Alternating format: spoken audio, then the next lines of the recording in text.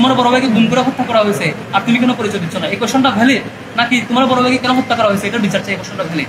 ছাত্র শিবির 2009 সাল থেকে 2009 এর পরবর্তী যে সময় 9 থেকে 14 যে পিরিয়ডে ছাত্র শিবির সে কিন্তু সারা দেশে অপেনে কার্যক্রম করেছে। আপনি দেখেন তার পরবর্তী সময়েও ছাত্র শিবির টোটালি যেখানে সম্ভব ওপেন কার্যক্রম করার চেষ্টা করেছে। এখন প্রশ্ন হলো, কোনো ছাত্র সংগঠনের কেন্দ্রীয় সভাপতিকে 56 দিন রিমান্ডে দেয় আর কেউ কিছু বলে না। কোনো ছাত্র সংগঠনের যখন ছাত্র শিবিরে দেখবেন যে বিভিন্ন শাখার সভাপতি সেক্রেটারিকে গুম করে ফেলে, এখন আমাদের অনেক শাখার সে সময় সভাপতি সেক্রেটারি গুম অবস্থা আছে, বিভিন্ন থানা শাখার সভাপতি সেক্রেটারিকে উঠে নিয়ে গিয়ে ক্রস ফায়ার দেয়। আমাদের শত ভাইকে ক্রস ফায়ার দিয়ে হত্যা করা হয়েছে। আমাদের শত দায়িত্বশীলকে বিভিন্ন মিথ্যা মামলা জড়িত করে রিমান্ডে নির্যাতন করা হয়েছে।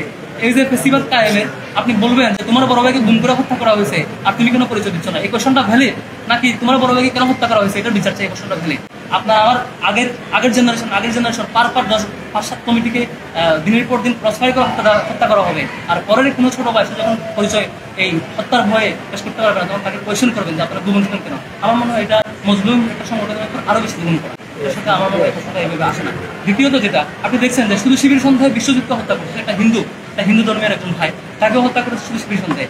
এই ধরনের একটা ফেসিবাদ কায়েম হয়ে যাওয়ার পরে তার স্টেক হোল্ডার কিছু বলে না, বরং যে তার লাইফকে বাঁচানোর জন্য হয়তো পরিচয় দিতে পারে তার ফ্রিকুয়েন্টলি অনেক জেনারেশন নিহত হওয়ার পরে তাকে উল্টা জুলুম করবেন, তাকে কোয়েশ্চেন করবেন। আমার মনে হয় এটা একটা চূড়ান্ত পর্যায়ে মজলুমের উপর আবার নতুন করে জুলুম করা। ফেসিবাদ কায়েমে ছাত্রলীগ যে ধরনের ঘৃণ্য কার্যক্রমে জড়িত ছিল তার প্রত্যেকটা বিচার হওয়া দরকার, এবং যত ভিকটিম আছে তারা আইনি প্রক্রিয়া যাবে। আমরা এটা আশা করছি কোনো ভিকটিম যদি ফেসিবাদী ছাত্রলীগের আচরণের বিরুদ্ধে মামলা করতে গিয়ে আইনি সহায়তা চায়, আমরা ছাত্র শিবির তার সর্বোচ্চ সাপোর্ট করি। কোনো সন্ত্রাসী কোনো এ ধরনের ফেসিবাদ কার্যক্রমে জড়িত কোনো অপরাধী পারবো না, আমরা এটার বিরুদ্ধে স্ট্যান্ড